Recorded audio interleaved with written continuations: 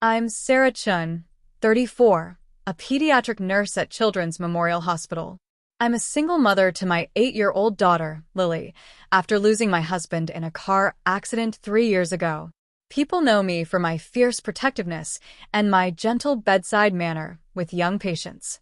The birthday cake was still smoking from blown-out candles when I saw her. My daughter Lily stood frozen by the dessert table, her beautiful auburn curls, the ones I'd spent 3 years growing out after the accident, the ones that reminded me so much of David, completely gone. Her scalp gleamed pale and vulnerable under the party lights, tiny nicks from a razor catching the glow like scattered stars across her skull. The laughter died in my throat. Surprise. My sister Monica's voice cut through the sudden silence, her wine glass raised high. Don't you just love it? I thought she'd look so much more aerodynamic for swim season. The scent of vanilla frosting turned sickly sweet in my nostrils. Around us, cousins and aunts shifted uncomfortably, their conversations trailing into whispers. Uncle Pete cleared his throat. Grandma Rose clutched her pearls. But all I could see was Lily's face, not crying, not angry, just empty. Like something vital had been carved out of her along with those curls. You did this. The words scraped out of me, barely recognizable as my own voice. Monica's laugh tinkled like breaking glass. Oh, come on, Sarah. Relax. It's just hair. It's just a joke. She looks adorable, like a little pixie. Just hair. Just a joke. Those curls had been Lily's security blanket after David died. She'd twist them around her finger during nightmares, hide behind them when strangers asked where her daddy was. I'd watched her practice braiding them in the mirror, whispering to herself that daddy would love how pretty they looked when he came home. The sound that came out of me wasn't quite human.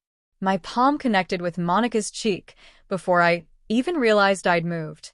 The crack echoed through Mom's dining room like a gunshot, and Monica's wine glass shattered against the hardwood floor, red liquid spreading like blood between the scattered pieces.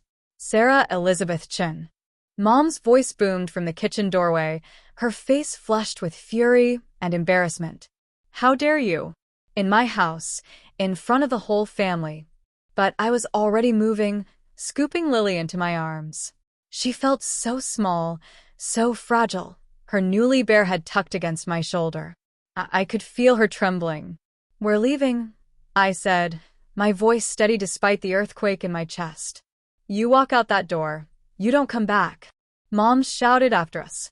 Monica was just trying to help. You're being ridiculous. It's just hair. Just hair. Just a joke. Just help. I carried Lily to the car through a gauntlet of staring relatives, their faces a blur of shock and judgment. The autumn air bit at my skin, but Lily's head felt cold against my neck, so cold without her protective curtain of curls. In the rearview mirror, I watched Mom's house shrink away, warm light spilling from windows that no longer welcomed us. Lily hadn't said a word since I'd found her by the cake table. Baby, I whispered, adjusting the mirror to see her face. Are you okay? She looked up at me with David's eyes, the same deep brown that used to crinkle at the corners when he laughed. But there was something else there now, something that made my stomach clench with dread. Mommy, she said, her voice small and strange. Aunt Monica said Daddy would like it better this way. She said he told her in a dream. The car swerved slightly as my hands tightened on the steering wheel. Monica had never mentioned any dreams about David. She'd barely spoken to him when he was alive, always making snide comments about his job as a mechanic, his working-class background. What else did she say, sweetheart? Lily's reflection in the mirror looked like a ghost of herself. She said there were things about Daddy you never told me. Bad things. And that's why he really died. Ice flooded my veins. David had died in a car accident. A drunk driver. Black ice. Wrong place at the wrong time. There were no bad things, no secrets, no. My phone buzzed against the dashboard. Mom's name flashed on the screen. I almost didn't answer. Almost drove straight home and locked the door and pretended this night had never happened. But something in Lily's hollow expression made me swipe to accept the call. Sarah. Mom's voice was different now, not angry, not accusatory. Broken. You need to come back. Right now. Mom, I'm not. Monica collapsed after you left. She's asking for you. The paramedics are here, but... Her voice cracked. Sarah, I think she's dying. The hospital corridors blurred past in streaks of fluorescent white and antiseptic green. I knew these halls better than my own home, had walked them countless times during my shifts, comforting other families through their worst moments. But tonight, the familiar smell of disinfectant and floor wax felt like a trap closing around me. Lily's hand was ice cold in mine as we followed the signs to the ICU. She'd insisted on coming, and after what Monica had told her about David, I couldn't bear to leave her with anyone else. Her bald head caught the harsh lighting, making her look even more fragile than before.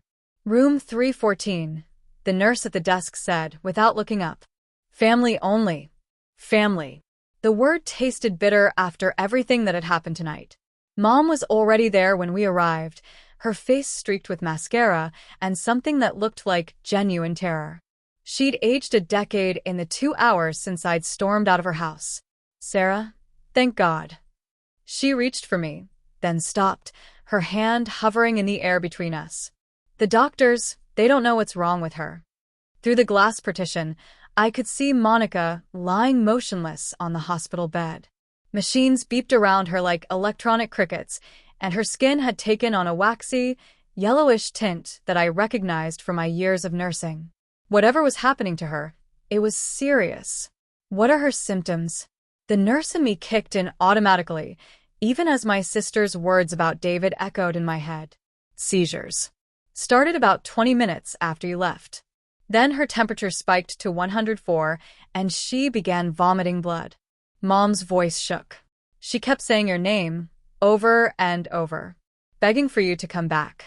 Dr. Martinez emerged from Monica's room, pulling off his gloves with the practiced efficiency I'd seen 1,000 times. His expression was grim. Mrs. Chen. He addressed Mom first, then nodded at me. Sarah, I didn't expect to see you here tonight. She's my sister, I said, the words feeling strange on my tongue. What's her condition? Honestly, we're not sure.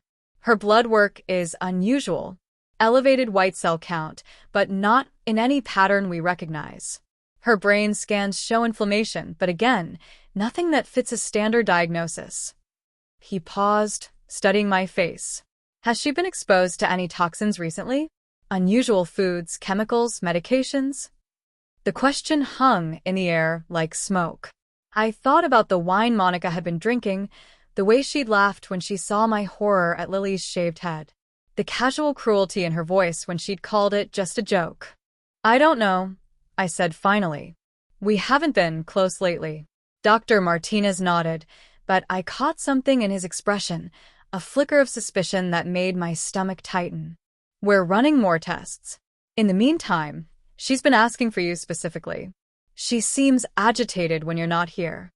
Through the glass, I watched Monica's body convulse slightly, her head turning toward us as if she could sense our presence. Her eyes opened, bloodshot and wild, and locked onto mine. Her lips moved, forming words I couldn't hear through the barrier. What is she saying? Lily whispered beside me. I pressed closer to the glass, trying to read Monica's lips. The same word, over and over, urgent and desperate. Sorry. I need to go in there, I said. Dr. Martinez hesitated. She's not contagious as far as we know, but given the unknown nature of her condition, I'm a pediatric nurse. I know the risks. I squeezed Lily's hand. Stay with Grandma, okay? The room smelled like fear and antiseptic. Monica's eyes tracked my movement as I approached her bedside, and her hand shot out to grab my wrist with surprising strength. Sarah. Her voice was barely a whisper, raw from the breathing tube they'd removed. I'm so sorry. About Lily's hair. About what I said. About everything. Monica, you need to rest. The doctors are trying to figure out what's wrong. No. Her grip tightened, her nails digging into my skin. You don't understand. This isn't random. This is punishment. The machines around us seemed to beep faster, matching the acceleration of my heartbeat. What are you talking about? Monica's eyes darted toward the door, checking to make sure we were alone. When she spoke again, her voice was so quiet I had to lean in close to hear her. David didn't die in an accident. The words hit me like a physical blow. I tried to pull away, but her grip was iron-strong despite her condition. You're delirious. The fever. I killed him, Sarah. I killed your husband. The room tilted sideways. The steady beep of the heart monitor became a roar in my ears. I stared down at my sister's face, pale, sweating, but completely lucid. That's impossible. David died in a car crash. A drunk driver. I was the drunk driver. Tears leaked from the corners of Monica's eyes. I'd been drinking at that conference in Portland. I was driving home, and I saw his truck on Highway 26. I was so angry about the way you'd chosen him over the family, about how he'd changed you. I just wanted to scare him, make him pull over so I could tell him what I really thought. My legs gave out. I sank into the chair beside her bed, my hands shaking uncontrollably. But I misjudged the distance, hit a patch of ice. When I rammed into him, Monica's voice broke. I watched his truck go over the guardrail. I should have stopped, should have called for help, but I panicked. I drove away and reported my car stolen the next morning. The room was spinning now, reality fracturing around the edges. 3 years. 3 years of grief, of helping Lily through nightmares, of believing that David's death was just a cruel twist of fate. Why? The word came out as a sob. Why are you telling me this now? Monica's hand found mine, and I was too shocked to pull away. Because I think someone knows. Someone's been sending me things, photos of the accident scene, copies of the police report with my license plate circled in red. And tonight, after what I did to Lily, she shuddered. I think they poisoned me. Who? Who would? I don't know. But Sarah, if I die tonight, you need to know the truth. And you need to protect Lily. Because whoever's doing this to me, I don't think they're finished. The door burst open behind us. Dr. Martinez rushed in, followed by 2 nurses I didn't recognize. Her vitals are crashing, one of them said, pushing past me to check the monitors. Monica's grip on my hand loosened as her eyes rolled back. The heart monitor's steady beat became an erratic staccato, then a long, flat tone that seemed to echo through my bones. Code Blue, room 314, Dr. Martinez called into his radio. I need a crash cart now. I stumbled backward as the medical team swarmed around Monica's bed, their movements efficient and desperate. Through the chaos, I heard Lily's voice from the hallway, high and frightened, calling my name. But all I could think about was Monica's confession and the terrible possibility that someone had been watching our family for 3 years, waiting for the perfect moment to exact their revenge.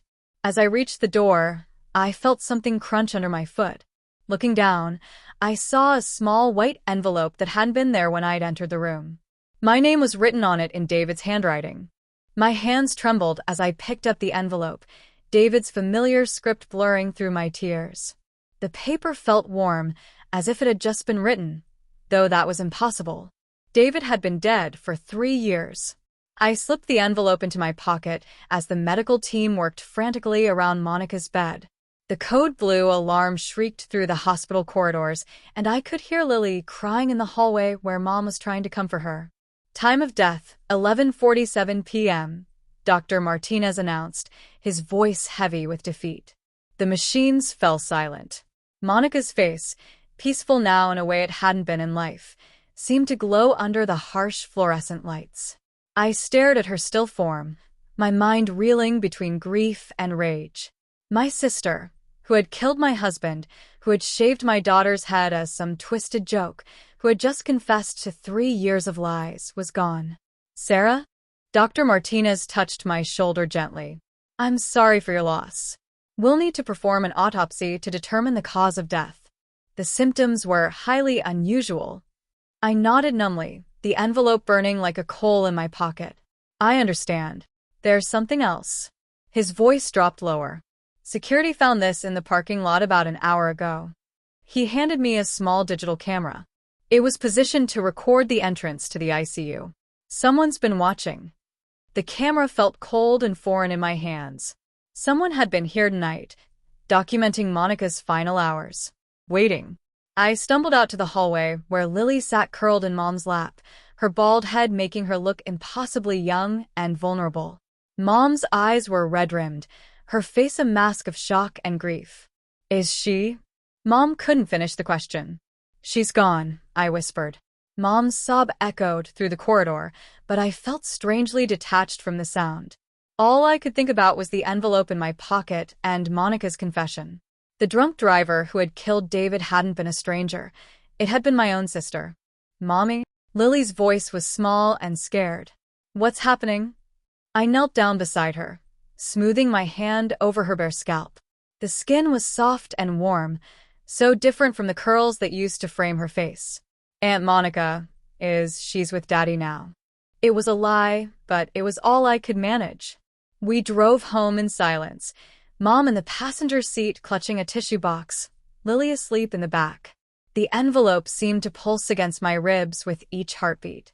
I waited until they were both settled, Mom on the couch with a cup of tea, Lily tucked into my bed where I could keep an eye on her, before I finally opened it. The handwriting was definitely David's, but the paper was fresh, unmarked by 3 years of age. Inside was a single sheet with an address I didn't recognize and 4 words that made my blood freeze. She wasn't the only one. Below that, in different ink, someone had added, midnight. Come alone. Or Lily pays for all of it. I checked the clock. 11:52 p.m. 8 minutes. The address led me to an abandoned warehouse on the outskirts of town, the kind of place where David used to pick up parts for his restoration projects. My headlights cut through the darkness as I pulled into the empty lot, illuminating broken windows and graffiti-covered walls. A single light glowed in a second-floor window.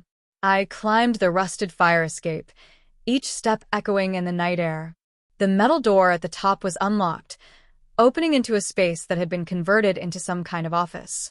File cabinets lined the walls, and a desk sat in the center of the room, illuminated by a single lamp. You came. The voice emerged from the shadows behind me. I spun around to find a man I'd never seen before, middle-aged, wearing a mechanic's coveralls with a name tag that read Pete. His face was weathered and kind, but his eyes held a pain that seemed to echo my own. Who are you? I demanded. How did you get David's handwriting? I didn't get it, he said quietly. I taught it to him. David was my son. The words hit me like a physical blow. That's impossible. David's father died when he was 12. He told me. David told you what he needed to tell you to keep you safe. Pete moved into the light, and I could see the resemblance now. The same strong jaw, the same gentle eyes. My real name is Peter Kowalski. I've been in witness protection for 15 years. My legs gave out, and I sank into the chair behind the desk. Witness protection? From what? I testified against a crime family in Detroit, the Morettis. They put a price on my head, so the feds gave me a new identity and relocated me to Oregon. David was supposed to stay away, but Pete's voice broke. He found me anyway. Said he couldn't live without knowing his father was alive. The room seemed to spin around me. So you've been watching us? All these years. From a distance. David would send me photos of you, of Lily. He was so proud of his family. Pete opened one of the file cabinets and pulled out a thick folder. But 3 years ago, the Morettis found me. They couldn't touch me directly, too much federal protection, but they could hurt the people I loved. He spread photos across the desk. Crime scene photos from David's accident. Monica's car, damaged and abandoned. And surveillance photos of our family, me leaving for work, Lily playing in the yard, David working in his garage. They hired your sister, Pete continued. Paid her $50,000 to kill David and make it look like an accident. She thought she was just scaring him, but they knew she'd been drinking. They counted on her losing control. I stared at the photos, my mind struggling to process the information. Monica was working for the mob? She was desperate. Her gambling debts, the money she'd borrowed from loan sharks, the Morettis offered her a way out. All she had to do was eliminate the one person who could lead them to me. But why tell me now? Why let Monica confess? Pete's expression darkened. Because they're not finished. David's death was just the beginning. They want me to suffer, to watch everyone I love die slowly. Monica was supposed to take Lily tonight. The words hit me like ice water. Take her where? I don't know. But I've been tracking their communications, and tonight was supposed to be the pickup. When Monica collapsed instead, he gestured to another set of photos. They sent backup. The photos showed men in dark suits watching our house, following Lily's school bus, sitting in cars outside the hospital. They'd been hunting my daughter like prey. Where is she now? I whispered. Pete checked his watch. If you followed my instructions, she should be safe at your house with your mother. But that won't last long. They'll regroup, try again. What do you want from me? I want to end this. Pete pulled out a gun and set it on the desk between us. The Morettas think I'm dead. Car accident 6 months ago. Very convincing. But I've been gathering evidence, building a case. I have enough to put them away forever, but I need someone they trust to deliver it. Someone they trust? You. Pete's eyes met mine. They think you're just a grieving widow, completely unaware of the truth. If you can get close to Vincent Moretti, he's in town for Monica's funeral, you can plant this recording device during the service. Get him talking about David's murder. I stared at the tiny device he'd placed beside the gun. And if I refuse? Then Lily dies, and this cycle continues forever. They'll never stop hunting my family. The weight of the decision pressed down on me like a physical force. My daughter's life hung in the balance, but the plan Pete was proposing would put me directly in the path of killers. There's something else, Pete said quietly. David left something for you. A message he recorded before he died, in case something like this ever happened. He handed me a small digital recorder. With shaking hands, I pressed play. David's voice filled the room, warm and familiar and heartbreakingly alive. Sarah, if you're hearing this, then the worst has happened. I'm sorry I couldn't tell you the truth about my father, about the danger we were in. But I need you to know that every day with you and Lily was worth the risk. You made me brave enough to love, even when love meant putting you in danger. Tears streamed down my face as his voice continued. If Pete is asking you to help him, please do it. Not for me, I'm already gone, but for Lily. She deserves to grow up free from this shadow. I love you both more than words can say. Be brave, my beautiful wife. Be brave. The recording ended, leaving only silence and the sound of my ragged breathing. I looked up at Pete, at David's father, the grandfather Lily had never known, and saw my own determination reflected in his eyes. What do I need to do? Pete smiled for the first time since I'd arrived, and for a moment, he looked exactly like David. First, we're going to make sure Lily is safe. Then, we're going to make them pay for what they took from us. As we planned through the night, I thought about Monica's confession, about the 3 years of lies and grief that had shaped our lives. Tomorrow, I would bury my sister and face the men who had orchestrated my husband's murder. But tonight, for the first time since David died, I felt something other than helpless rage. I felt hope. The sun was rising as Pete and I finalized our plan.